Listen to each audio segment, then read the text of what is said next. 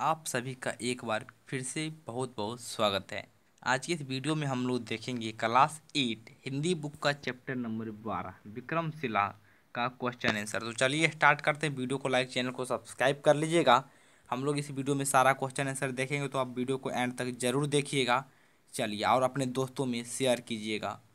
आप लोग को यहाँ जो है विक्रमशिला चैप्टर नंबर 12 जो है, इसके ये जो कहाँ से लिया गया है, इसके कभी कौन है, आपको नीचे कमेंट बॉक्स में जाके कमेंट कर देना है, ठीक है। चलिए हम लोग इसका क्वेश्चन आंसर देख लेते हैं। क्वेश्चन नंबर 1 है यहाँ पर आपका, जो कि पाठ से है। विक्रमशिला नामकरण के संदर्भ में प्रचलित जनश्रुति क्या है? जनश्रुति। उत्तर में लिखिएगा, विक्रमशिला नामकरण के संदर्भ में जनश्रुति है कि विक्रमशिला नामक यक्ष का दमन कर यहाँ बिहार बनाया गया, भ्रमण योग भूमि, ठीक है, जिसके कारण इस भूभाग का नाम विक्रमशिला रखा गया, ठीक है। कारण जान लिए। बिहार का अर्थ होता है क्या? भ्रमण योग्य भूमि, यानी घूमने योग्य भूमि, ठीक है। ये भूमि मान लीजिए घूमने योग्य भूमि बना दिया, तो क्या नाम रख दिया? विक्रमशिला, ठीक है। चलिए आगे का क्वेश्चन है आपका 2 नंबर, जो कि पाठ से है। विक्रमशिला कहाँ अवस्थित है? विक्रमशिला जो है वह कहाँ अवस्थित है? तो उत्तर में लिखिएगा, ये भागलपुर होगा। देखिए, विक्रमशिला राज्य के बिहार राज्य के भागलपुर जिला में कहलगांव के पास अंतीचक गांव में अवस्थित है, ठीक है। ये लिख लीजिएगा। अगला क्वेश्चन है 3 नंबर आपका।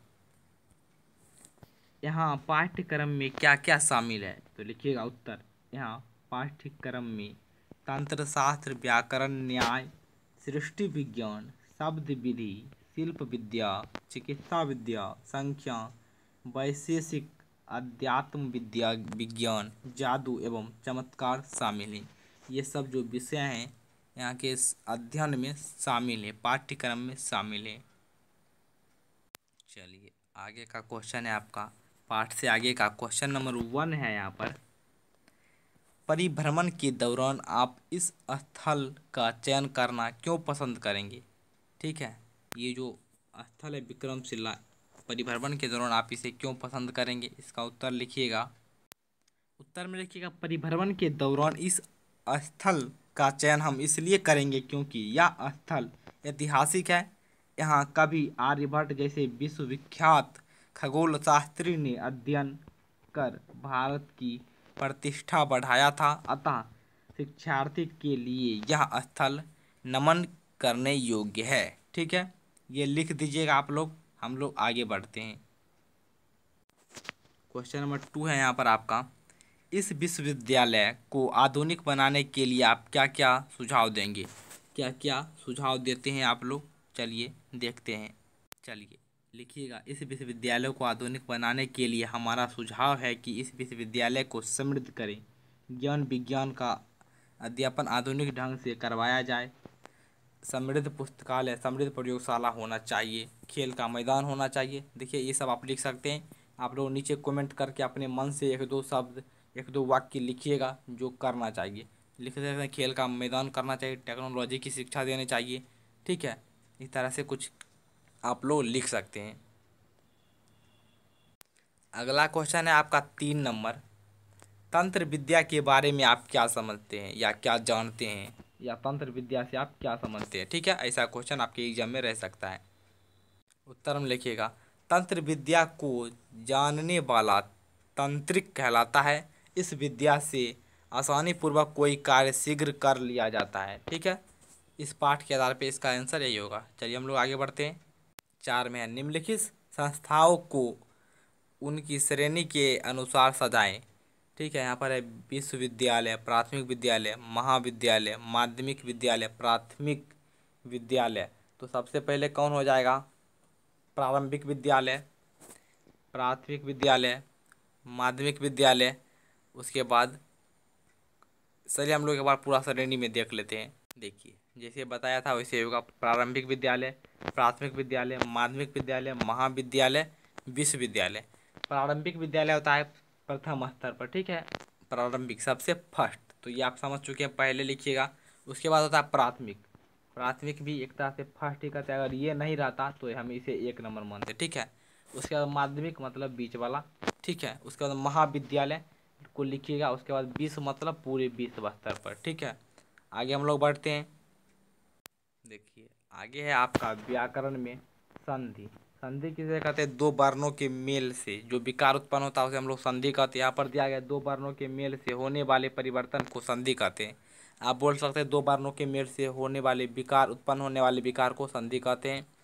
पुस्तक जो आ रहा है बराबर पुस्तकालय, यहाँ पर ओ और आ का मेल हो रहा है। संधि 3 प्रकार के होते हैं, स्वर संधि, व्यंजन संधि, विसर्ग संधि। तो आप लोग यहाँ पर दिया गया है, सारा पढ़ लीजिएगा। दो वर्णों के मेल से होने वाले परिवर्तन को स्वर संधि कहते हैं। व्यंजन वर्ण के साथ स्वर वर्ण अथवा व्यंजन के मेल से जो विकार उत्पन्न होता है उसे व्यंजन कहते हैं। या विसर्ग संधि में विसर्ग के साथ स्वर या व्यंजन के मेल से जो विकार उत्पन्न होता है उसे विसर्ग संधि कहते हैं। स्वर का एक एग्जाम्पल देख लीजिए, विद्या जो आरती विद्यार्थी। एक देख लीजिए आप लोग व्यंजन का दिक जोर का दिग्गज, मना जोर रथ मनोरथ, विसर्ग का। चलिए आगे बढ़ते हैं। तो आप लोग के पाठ में समास भी दिया गया है, समास भी आप लोग पढ़ लीजिएगा, ठीक है। अब देखिए यहाँ पर यहाँ पर एक क्वेश्चन देख लेते हैं। पूर्व के बॉक्स में दी गई जानकारी के आधार पर संधि विच्छेद का संधि का नाम लिखें, ठीक है। तो चलिए इसका हम यहाँ पर कुछ शब्द दिए गए हैं, ठीक है।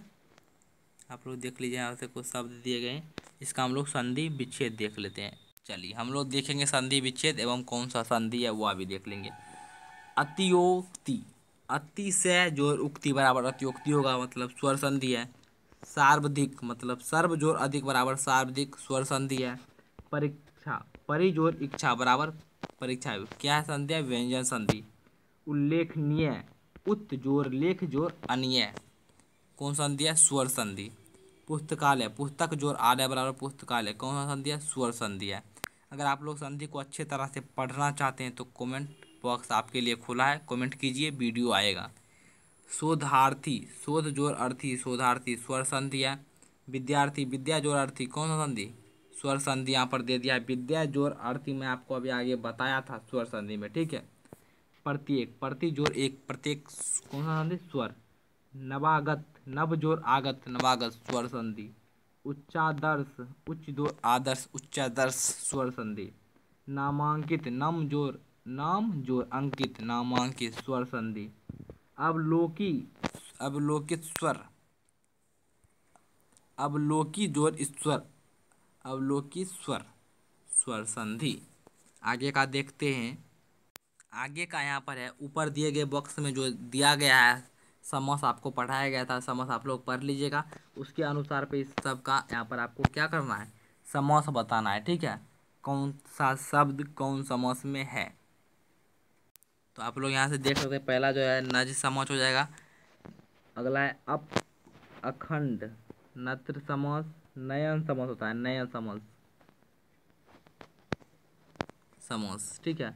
पत्थर, पत्थर घट्टा तत्पुरुष समास। द्वार पंडित तत्पुरुष समास। कुलपति तत्पुरुष समास। शिक्षा केंद्र तत्पुरुष समास। देश विदेश द्वंद्व समास। उसके बाद है अलौकिक, कौन सा समास? नव समास। इस तरह से आप लोग लिख लीजिएगा सारा। यहाँ पर देखिए अलौकिक जो है ये गलत हो जाएगा, इसमें हो जाएगा नयन समास होता है, ठीक है। ये हो जाएगा नई समास, मतलब नकारात्मक अर्थ देता है। और इस दोनों में भी हो जाएगा नयन समास, नई समास, ठीक है। चलिए आगे बढ़ते हैं। 3 नंबर क्वेश्चन कहता है संधि और समास में अंतर यहाँ पर लिखने के लिए कह रहा है, तो चलिए थोड़ा देख लेते हैं। देखिए आप लोग उत्तर।